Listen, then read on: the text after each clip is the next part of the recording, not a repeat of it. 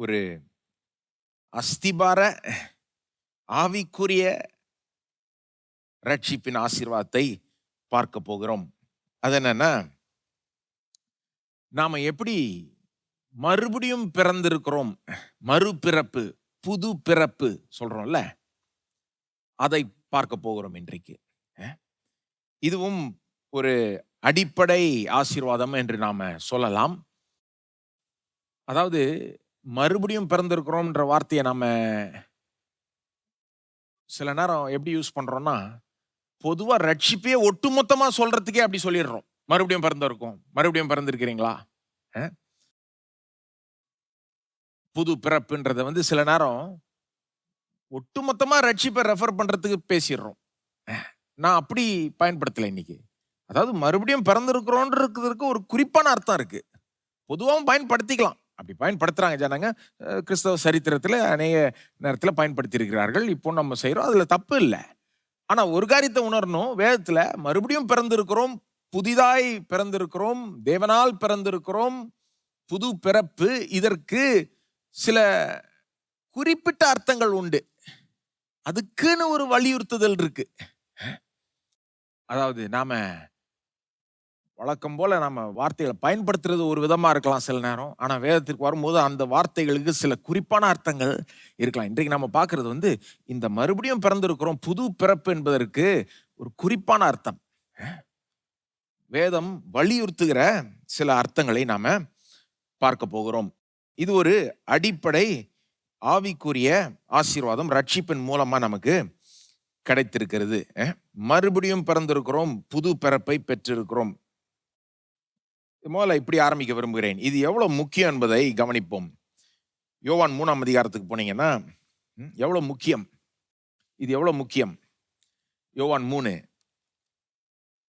நிக்கதேமு என்று ஒரு பரிசேயன் இயேசுனிடத்தில் அங்க ராத்திரியில இயேசுவை பார்த்து என்னமோ டவுட் இருக்கு, என்னமோ வாழ்க்கையை பற்றி கேள்வி இருக்கு, கர்த்தரை பற்றி கேள்வி இருக்குன்னு வருகிறார்.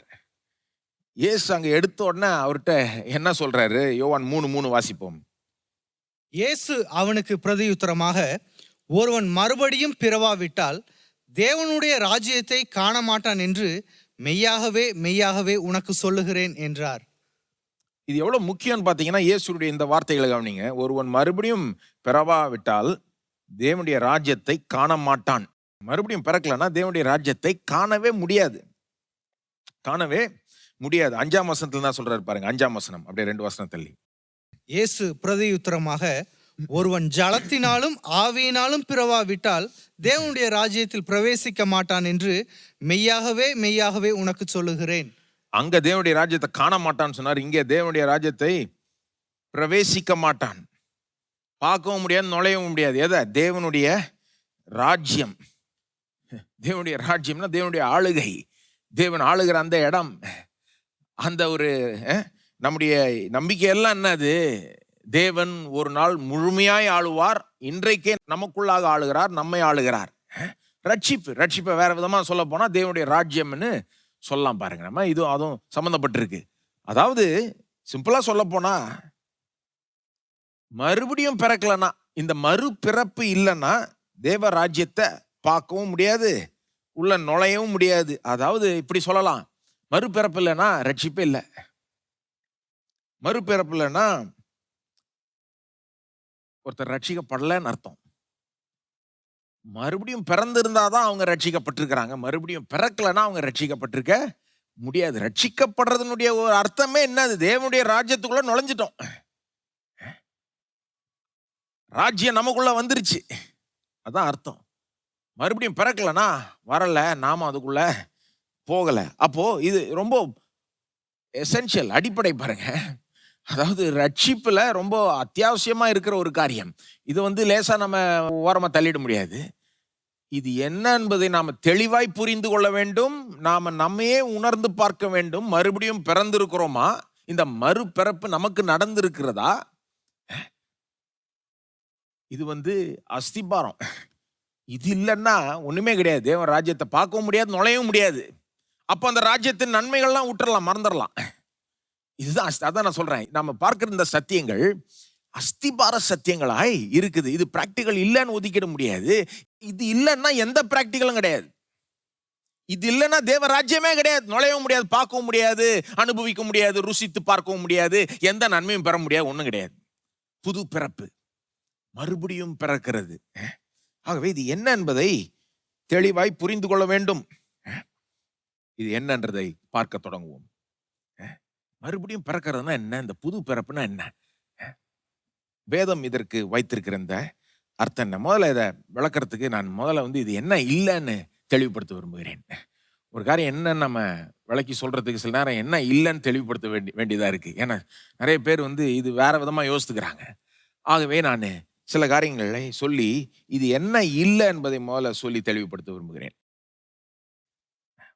இது என்ன இல்லைன்னு பார்த்தீங்கன்னா, இந்த மறுபடியும் பிறக்கிறது இந்த மறுபிறப்பு, புது பிறப்பு, born again.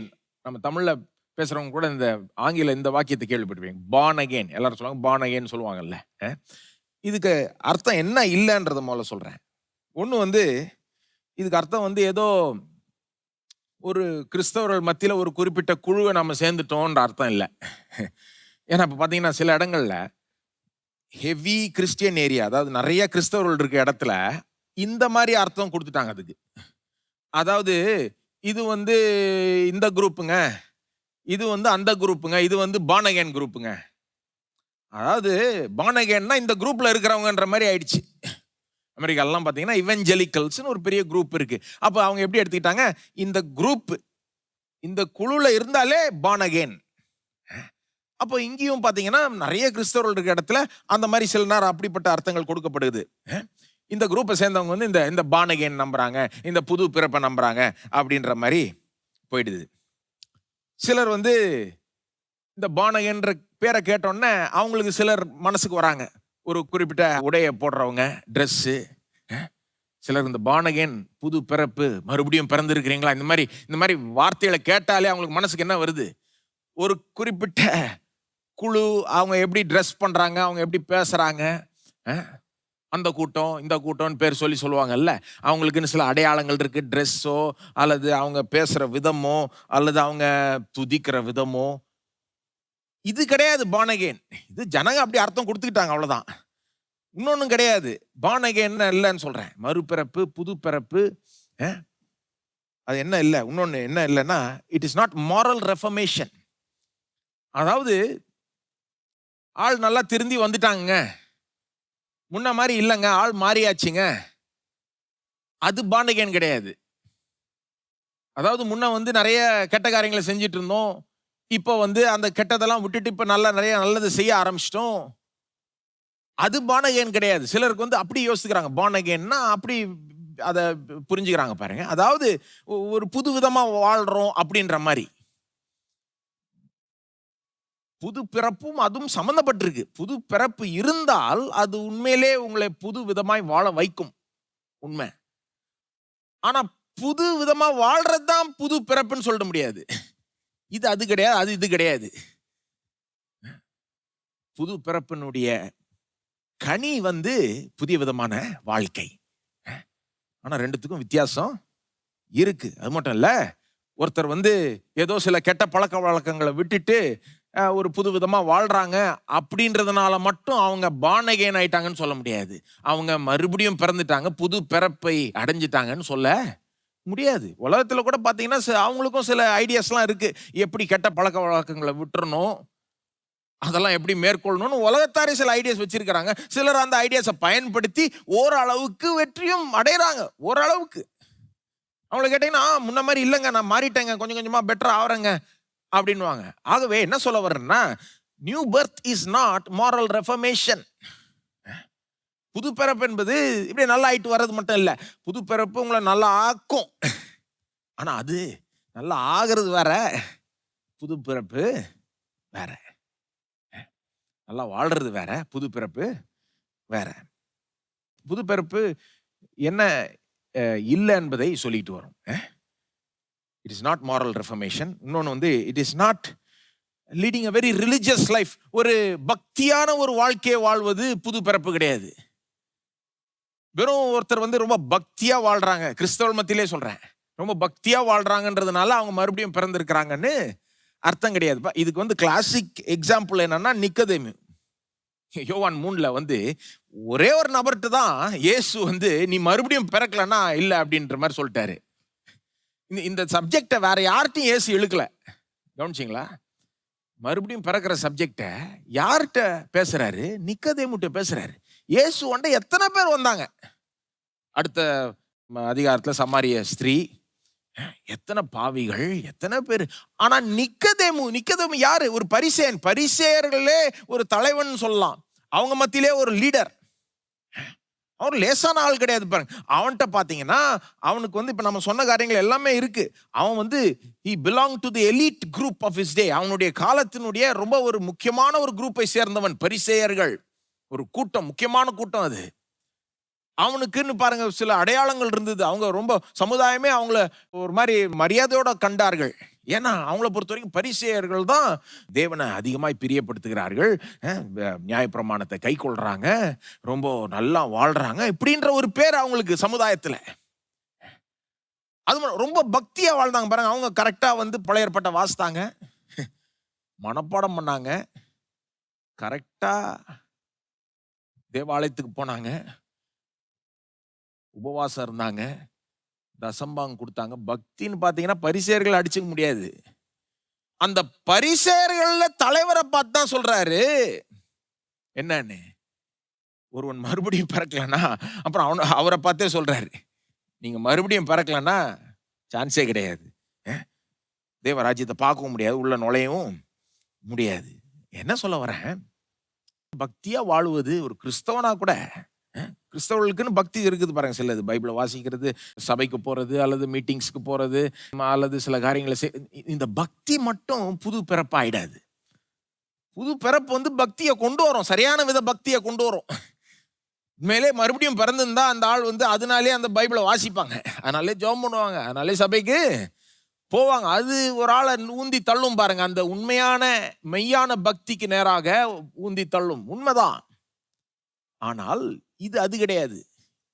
ஒரு விதமான பக்தி இருக்கிறதுனால அவங்க மறுபடியும் பிறந்திருக்கிறாங்கன்றதும் அர்த்தம் இல்லை. இங்க நிக்கதேமுக்கு பல விதங்கள்ல பலர் கண்ணுல வந்து அவர் ரொம்ப பக்தி உள்ளவர். ஆனா இயேசு சொல்றாரு மறுபடியும் பிறக்கணும், பத்தாது, இந்த பக்தியெல்லாம் பத்தாதுன்றாரு. புது பிறப்பு என்ன இல்லைன்றதை நம்ம பார்த்துக்கிட்டு வரோம். இன்னொன்னு சொல்றேன், being born again is not just professing to be born again. மறுபடியும் பிறந்திருக்கிறேன்னு சொல்றது வந்து சொல்றதுனால மறுபடியும் பிறந்துட்டாங்கன்னு சொல்ல முடியாது நம்ம. ப்ரொஃபஷன், அதாவது